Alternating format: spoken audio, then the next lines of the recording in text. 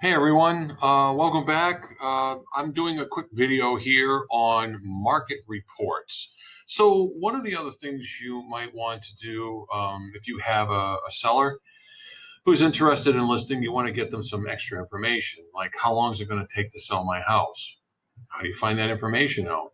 Well, one of the tools we have is, and I'm going to bring you right here on our screen. It's right where we left off in the other video. I guess that it would all depend. Excuse me, my phone's on. It would all depend on what the order of the videos are. But anyway, we did an earlier video on how to do quick comps on a property, and so here we are at this address right here, 5438 Eggleston. We did quick comps earlier, so I happen to have the property still in my search history right up here. See recent searches, and anyway, I pulled it up, and here we are. So now, if you click here on this right here, little MC, right there, market conditions. You click on that, and it pulls up this page. Good Lord, I hope you can see it. Let me see. Let's make sure we got it right. Market conditions. Make sure I have the right one up.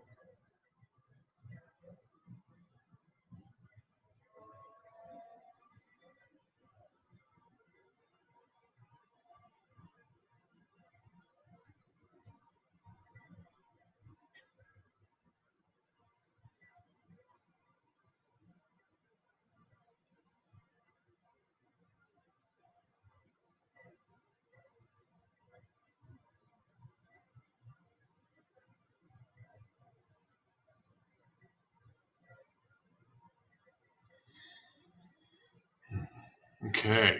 So with this market conditions now, here's the property address. Here's our original listing sales price, sold, time on market. Now we go down here, and this is really cool. So basically, this is a little bit of history. So over the last 7 to 12 months, here are our statistics for homes in this area. So 7 to 12 months, here you look at the median comparable price was 252,500. Current, just recently, the last 3 months, well, looks like we're at 257. And so it looks like we went up and then we down a little bit. Here's our comparable sales days on the market. And then down here, we have comparable list price. So sometimes the listing prices don't match the sales. Generally speaking, and you can get stats on this too, especially if you do a property report from the RPR, you'll get little charts on what sold above or below listing price. Most homes sell below, but there are a few that sell above. In any case, here's instance, the list price was 279 on average, 16 days on the market. So now you've got some numbers to work with. You can say, look, listings, days on the market, right here, 16 to 47 days on the market. So most recently, and we are in our peak months, we know that. As you become more experienced realtors, you'll come to understand that we're in our peak time right now, summer. We're coming out of it because most families that are going to move, especially into a new school district, are already in their new homes, they're settled in, and the kids are off to school. Generally speaking, pre-COVID, I don't know how things are working now, but that's usually drives the peak. Families moving before school starts. So here we are. These numbers will start to shift again, and you'll see them declining. Now you're looking at all this going, oh, what is this absorption rate thing and comparative listing stuff and all that? Well, if you go up here and you click on this market conditions report instructions,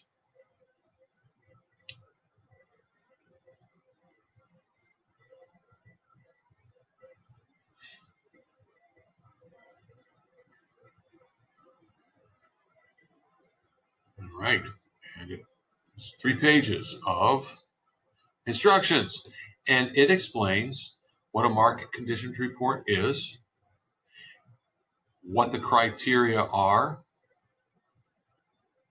what the grid is all about, and then all the pieces of the grid. total percent of comparables. What's the absorption rate? Total number of comparable active listings, right? So this is now telling you what all of those fields mean. So go through, read this, study it. We'll probably have a conversation about it because I only use a few of the numbers out of here on a regular basis. Generally, it's this lower part here, list price, sale price. I will actually use this too when I'm doing comps. So I'll actually pull up these things, comps in the area. Now, let me see. If we go back,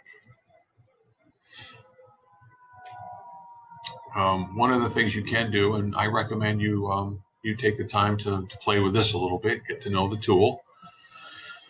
You can edit the criteria.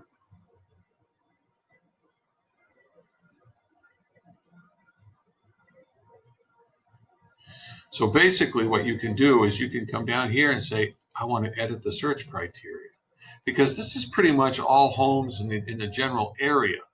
But you might, especially if you're in a mixed use area, you might want to focus just single family residence. And be careful how many things you change here, because what can happen is you change 2 or 3 things, you go in and you'll have all zeros. You'll find nothing. And so sometimes it's just good to let as many of the defaults that are there. Anyway, but you can actually make it more specific. I just did one recently with another agent and a market conditions report. And it was a mobile home on a piece of land. So that was one of those, okay, I don't want to really compare that to single family homes in the area. It is fixed. It's a fixed mobile home, but it's, single wide, manufactured. A lot of other mitigating circumstances too. So basically now I've updated my search criteria, and you'll see the numbers may or may not have changed in any way, shape, or form. So in this particular instance, I'm looking at it. I don't think the numbers changed that much. But you can see here the trends, and it's telling you the trends. It's like, okay, the days on market definitely declining. List price, comparable list price are increasing, but the sale prices are somewhat stable. Yeah, these numbers are a little bit tighter too. So that's your market conditions report. Get to know it, use it as a tool. It's actually something that you could print to a PDF, and